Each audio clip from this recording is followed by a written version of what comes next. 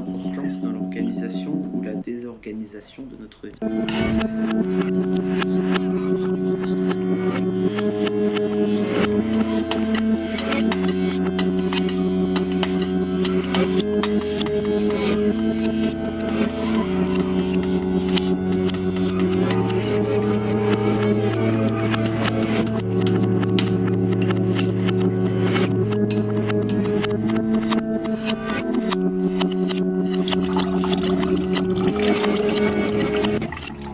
De la composition de laquelle notre guerre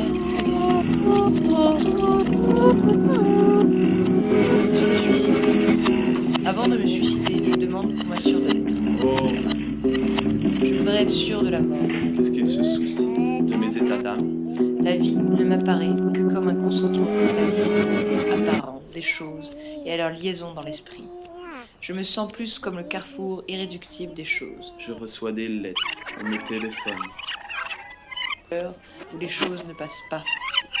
Et chaque fois, il me demande « Est-ce que tout va bien ?»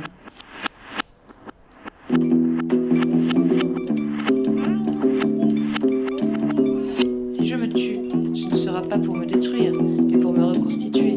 Le suicide.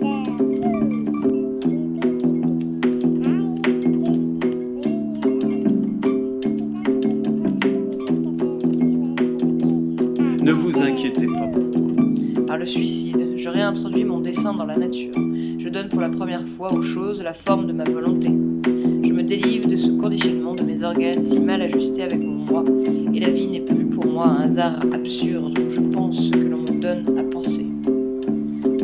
Je choisis alors ma pensée et la direction de mes forces, de mes tendances, de ma réalité. Je me place entre le beau et le laid, le bon et le méchant. Je me fais suspendu, sans inclination, neutre, en proie à l'équilibre des choses et des mauvaises sollicitations. Cependant, tout cela me rend nerveux. Je prends une douche, puis j'écrase un bouton sur mon nez. Si vous crachez des obscénités et que vous vomissez vos boyaux sur le plancher, vous êtes encore un génie. Ou si vous êtes cinglé, ou si vous êtes mort, alors vous êtes un génie. Ivre mort, alors vous êtes un génie. Vous êtes sans conteste un génie. Le téléphone continue de sonner sans arrêt et les lettres d'arrivée.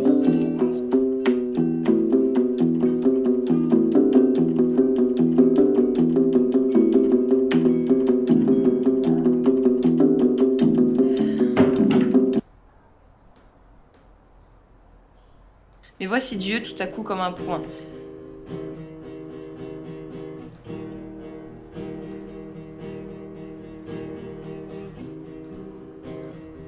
Un automate qui marche, mais un automate qui sentirait la rupture de son inconscience.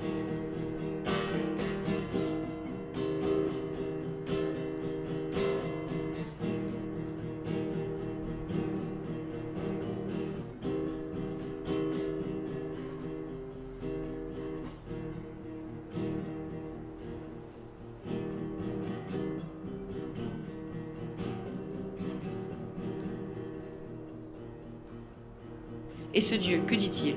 Il ne m'intéresse pas assez pour que je m'inquiète de la leur. Je suppose que je devrais pourtant.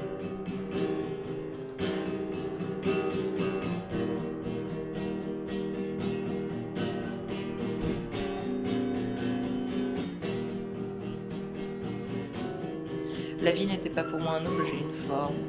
Elle était devenue pour moi une série de raisonnements. Mais des raisonnements qui tournent.